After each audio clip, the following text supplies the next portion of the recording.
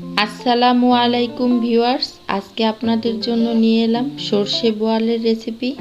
তবে শুনে খুব নতুন মনে হচ্ছে, সর্ষে বোয়াল আবার কি? সর্ষে ইলিশ তো খেয়েছি, তবে এই ভিন্ন স্বাদের রেসিপির জন্য লাগছে 7 টুকরা বোয়াল মাছ, হাফ কাপ ধনিয়া পাতা কুচি, আর লাগছে সরিষা বাটা।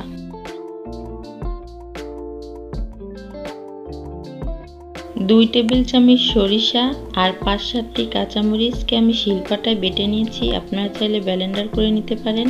আর নিয়েছি 5-7টা কাঁচামরিচ, হাফ কাপ পেঁয়াজ কুচি আর বড় সাইজের একটা টমেটো কুচি। এখন বোয়াল মাছের মধ্যে দিয়ে দিলাম 1 টিস্পুন হলুদ, 1 টিস্পুন লবণ, দিয়ে দিলাম 1 টেবিল চামচ তেল। এগুলোকে এখন ভালো করে মাছের সাথে মিশিয়ে নিব। মিশিয়ে নিয়ে এক সাইডে রেখে চুলায় একটি প্যান বসিয়ে দিলাম। এতে সামান্য তেল দিয়ে দিলাম। তেলটা গরম হয়ে আসলে এর মধ্যে দিয়ে দিব বোয়াল মাছের টুকরোগুলো। অল্প তেলে বোয়াল মাছগুলোকে হালকা করে ভেজে নিতে হবে।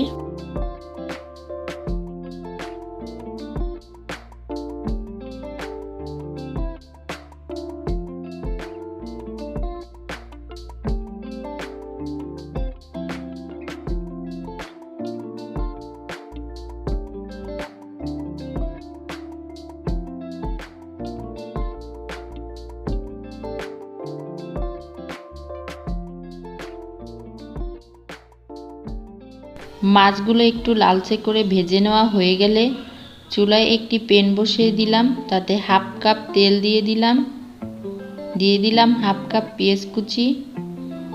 এভাবে নেড়ে চেড়ে পেঁয়াজটাকে একটু লালচে করে ভেজে নিব। দিয়ে দিলাম টমেটো কুচি, নেড়ে চেড়ে মিশিয়ে নিলাম। এ পর্যায়ে দিয়ে দিলাম 1 টেবিল চামচ রসুন বাটা, 1 টিস্পুন হলুদ আর সরিষা বাটা। এগুলোকে দিয়ে ভালো করে নেড়ে চেড়ে কষিয়ে নিব।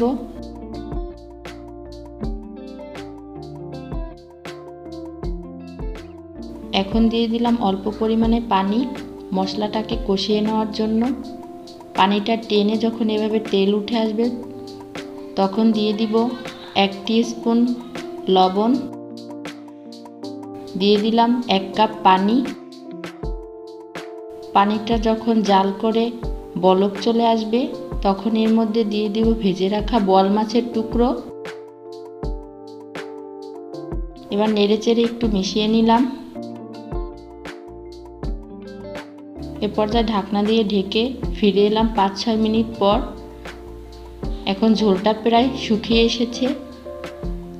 এ পর্যায়ে দিয়ে দিব কুচানো ধনিয়া পাতা, ফালি করে রাখা কাঁচামরিচ আর মাছ ভেজে রাখা অবশিষ্ট তেল। এ পর্যায়ে নেড়ে চেড়ে একটু মিশিয়ে নিয়ে চুলার জালটা বন্ধ করে 10 মিনিটের জন্য ঢাকনা দিয়ে ঢেকে তারপর পরিবেশন করছি। এই রান্নাটি খেতে খুব সুস্বাদু। আমার পরিবারের সবাই তো খুবই পছন্দ করেছিল, তবে আপনিও ট্রাই করতে পারেন। আজকে এই পর্যন্তই। আল্লাহ হাফেজ।